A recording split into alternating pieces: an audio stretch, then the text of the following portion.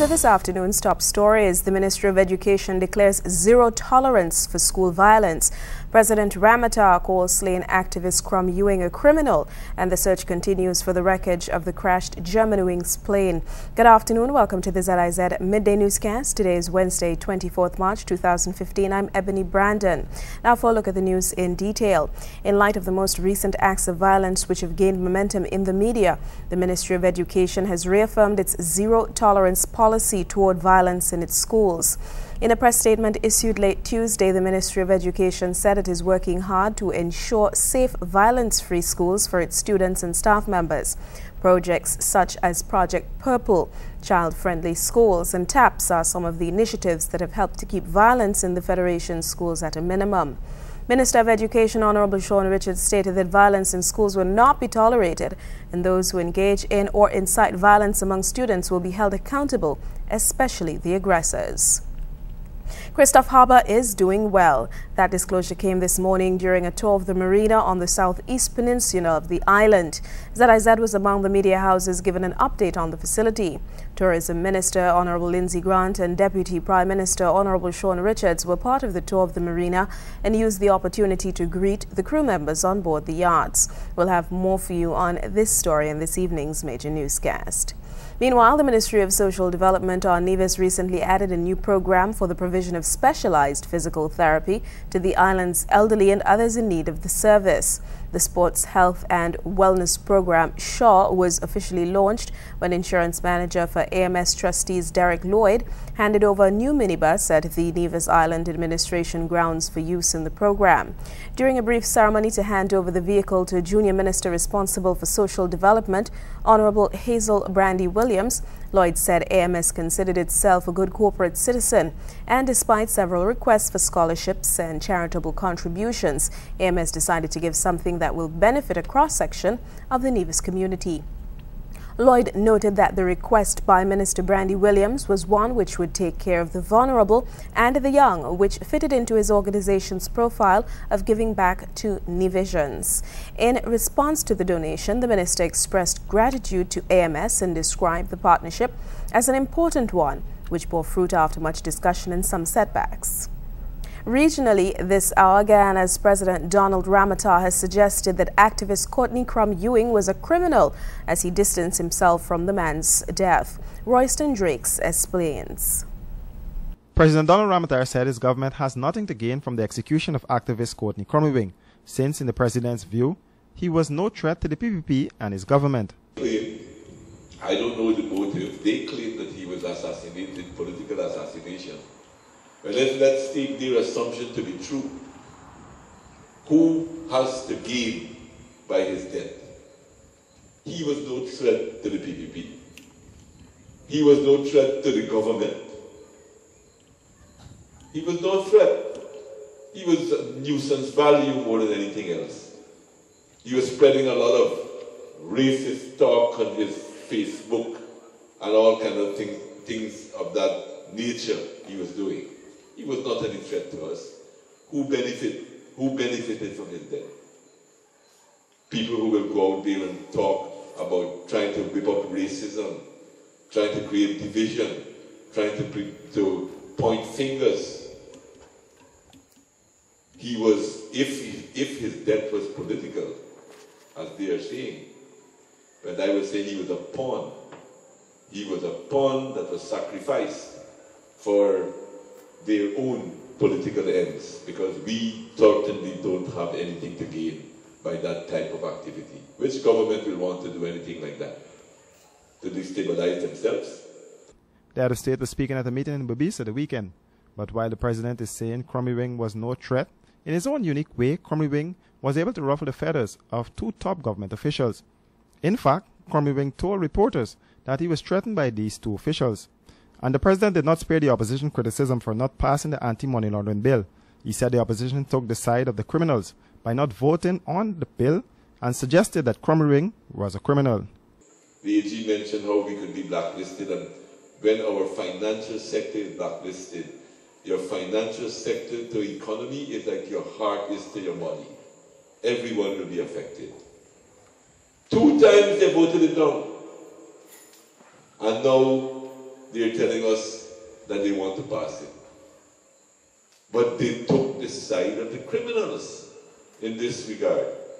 And they have always taken the side of the criminals. They put the flag of Blackie, a Guyana flag on Blackie's coffin, and then they put the flag on this man from Ewing too. It was President Donald Ramotar who told the Guyana Police Force to leave no stone unturned to bring the suspects to justice. But 2 weeks later, the lawmen are still trying to crack the case. Reporting for our Capital News, Royson Drakes. A delegation from the International Labour Organization is in St. Lucia to convene a training workshop with St. Lucia's Trade Union Federation and affiliates. It comes against the backdrop of frayed ties in industrial relations in St. Lucia. The knowledge of the trade union leadership, the St. Lucia Trade Union Federation has solicited the help of the International Labour Organization for a brainstorming session on special concepts to improve the work environment in accordance with international standards. Trade unions exist and they see their work in the narrow perspective of their day-to-day activities and their national context. And what the ILO does is to show that a lot of the rights and principles that are in labor legislation actually comes from an international framework. And it also allows for international cooperation between employers, workers, and governments. A key objective of the ILO's Decent Work Agenda, social dialogue, which has been identified as a pivotal preventative measure to avert and sustain a peaceful industrial climate here. Social dialogue, according to ILO representative Paula Robinson, has been effective in hammering out mutually accepted agreements between employees and stakeholders. And what the social dialogue means is that people are willing to sit down and through a process of information sharing, consultation, and negotiation, they're able to develop policies that are and policy solutions that are mutually acceptable to the stakeholders in whatever process they're dealing with. Traditionally in the Caribbean, social dialogue has actually prevailed around collective bargaining at the workplace and industrial relations generally. Trade Union Federation Vice President Cyprian Montroup expects Monday's technical training will foster a more cordial approach from trade union leadership and executives at the bargaining table. We expect to see some changes in the future in the way that the trade union leaders operate, especially as it pertains to social dialogue. We want them to be more engaging with the employers and to be able to come out with more mutual consent agreements rather than just wait for things to fester and allow for our members to be agitated and to take industrial action. In the wake of another turbulent round of public sector negotiations, the TUF hopes this exercise will help curb disputes and disruptions in the industrial relations climate. Rihani Isidore, HTS News Force. Internationally, the search and recovery operation has resumed in southern France. The normally tranquil alpine sky now resonates to the sound of helicopters as teams of investigators are carried to and fro following Tuesday's plane crash. More in this report.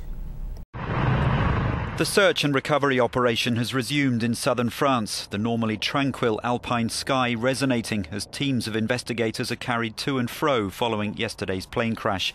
The French Interior Minister says the black box recovered from the site is the cockpit recorder, which, although damaged, could still provide information.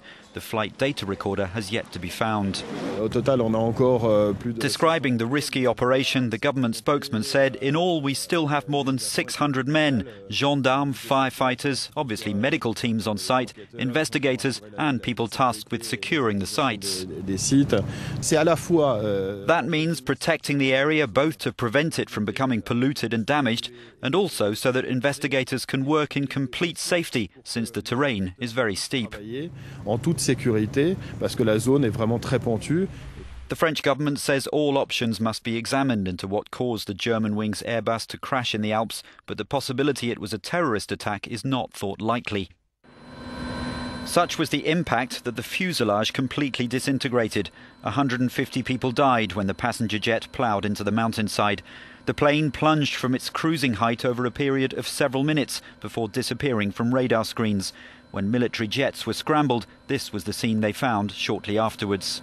Our correspondent in the area says after the search, which resumed early this morning, the challenge is to accommodate the victims' families expected here at Seine-les-Alpes, along with the three countries' leaders, François Hollande, Angela Merkel and Mariano Rajoy. Depuis Seine-les-Alpes pour Euronews, Laurence Alexandrovich. Angolan activist Rafael Marques has been accused of defamation by 7 army generals after he wrote about murders and human rights abuses in Angola's diamond fields in the northeast of the country. Our second co-winner is Rafael from Angola. An award ceremony in London, and Rafael Marques is hailed as a champion of free speech. The timing is significant, with Marques' trial about to begin in Angola. Accused by a group of powerful army generals of defamation after he wrote about killings and human rights abuses in Angola's diamond fields. Marques argues that the generals are complicit because they're profiting from the diamond trade. He says his trial is a rare opportunity to put Angola's human rights record under scrutiny. I'm not a victim here. I'm a proactive citizen, and I've raised these issues knowing very well what the consequences are, and I'm prepared to face those consequences. And so that's why I say it's a privilege to go to the court and challenge these 7 generals and basically tell them, no matter what the outcome is, I will win. Angola's president, José Eduardo dos Santos. He's been there since 1979, and his party, the MPLA, has ruled Angola ever since independence. For much of that time, the country was at war. Since the fighting ended in 2002, there have been regular elections. But the MPLA has kept a tight grip on power and controls many key institutions. Whether a free trial can take place in Angola is going to be challenging. The rule of law is fragile, it can be very arbitrary. Judges can make bizarre judgments. So it's really up to Angola to showcase that it has the judiciary that can perform to international standards. Angola's economy has boomed in recent years, Luanda's skyline constantly changing as new investors look for opportunities. But Angola's democracy is still weak. The trial of Rafael Marques will be a big test, as one outspoken campaigner comes up against powerful vested interests. Barnaby Phillips, Al Jazeera.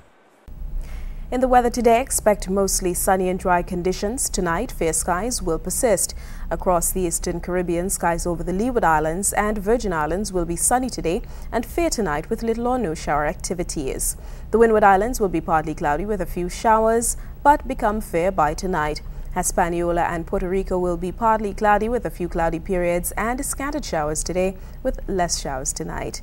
The weather's brought us to the end of the ZIZ Midday Newscast. Join us this evening for these stories and more in detail. I'm your presenter, Ebony Brandon.